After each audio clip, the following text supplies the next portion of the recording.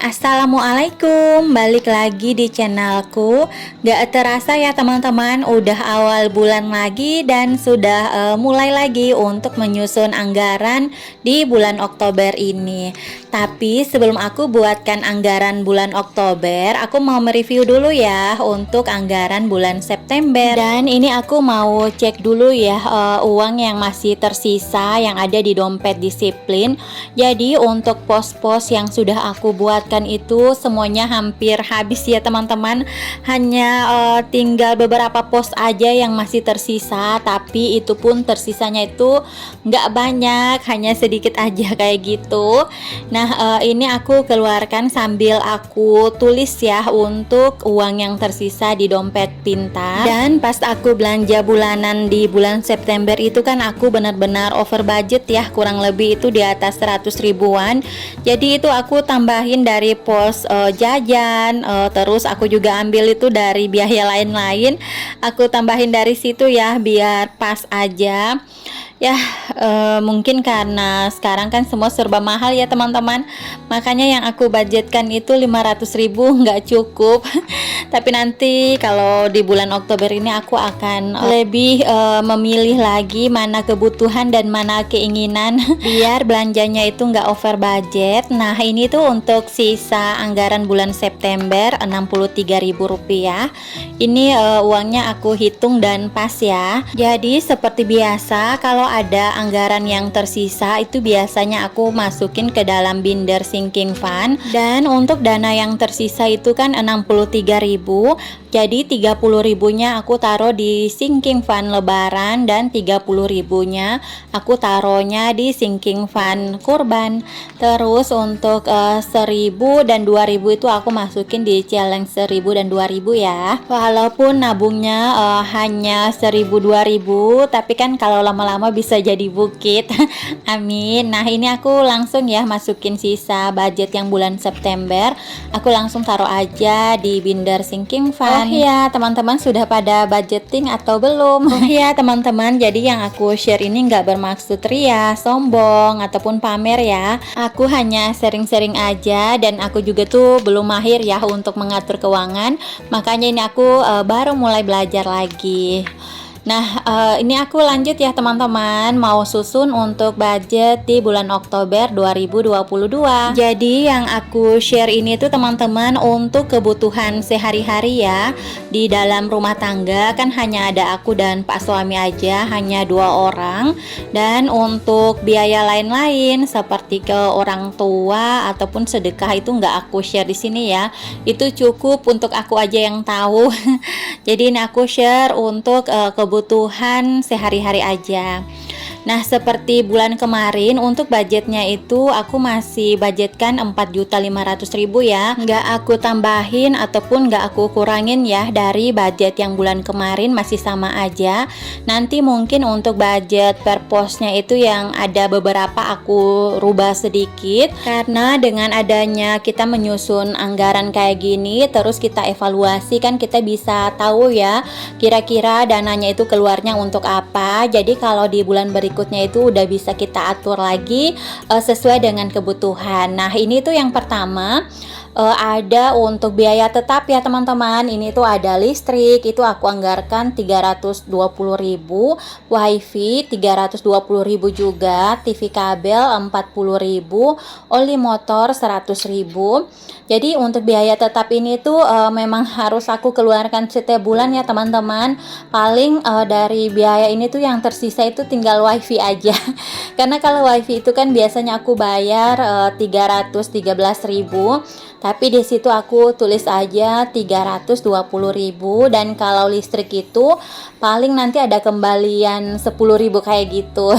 Oke lanjut lagi ya di bagian konsumsi. Nah ini untuk tabelnya itu ada kategori, terus ada budget dan juga aktual. Dan untuk kolomnya itu agak beda ya dari yang bulan kemarin. Kalau bulan kemarin kan aku tulisnya itu selisih, tapi kali ini tuh aku mau tulis aktualnya aja atau realisasi ya.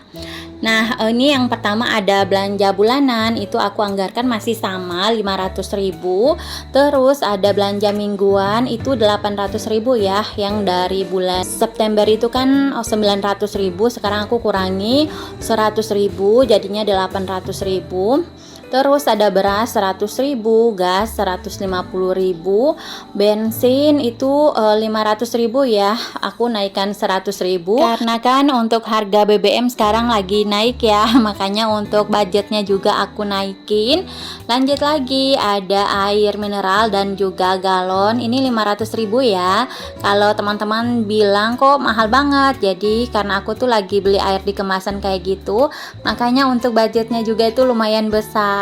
Terus ada jajan 470.000, dan yang terakhir itu ada biaya lain-lain ya, itu aku anggarkan 200.000. Jadi untuk biaya lain-lain ini tuh biasanya aku pakai kalau ada undangan kayak gitu, ataukah kalau ada yang mau potong rumput yang di halaman itu, biasanya aku bayarnya dari situ. Nah, ini untuk totalnya itu 3.220.000. Lanjut lagi, ini aku mau buatkan untuk sinking fan. Dan untuk sinking fan yang aku buat juga itu nggak banyak, hanya beberapa aja.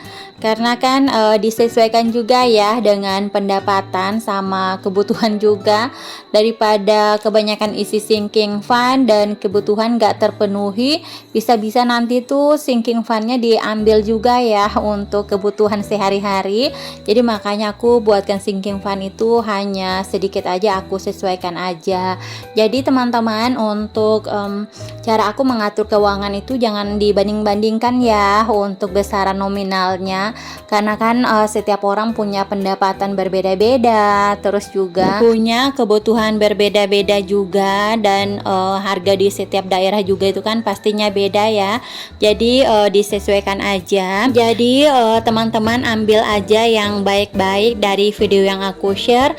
Kalau menurut teman-teman nggak baik, jangan diambil ya.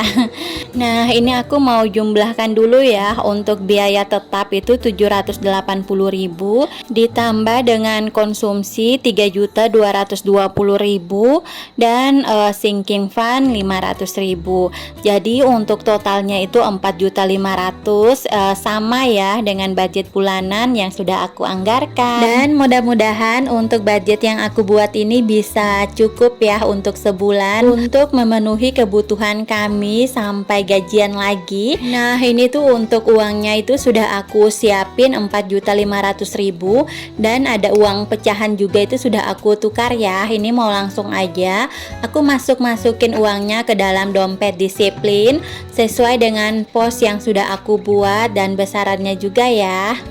Nah, ini kalau untuk belanja mingguan itu aku bagi ke dalam 4 minggu, jadi per minggunya itu 200.000. Dan ini tuh kalau uangnya masih dijadikan satu itu kelihatan punya banyak uang.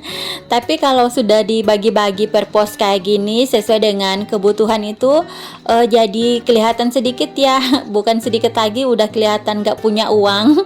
Karena semuanya itu sudah diposkan sesuai biayanya masing-masing. Jadi kalau dananya itu mau dikeluarkan udah terarah kayak gitu, mau dipakai untuk apa.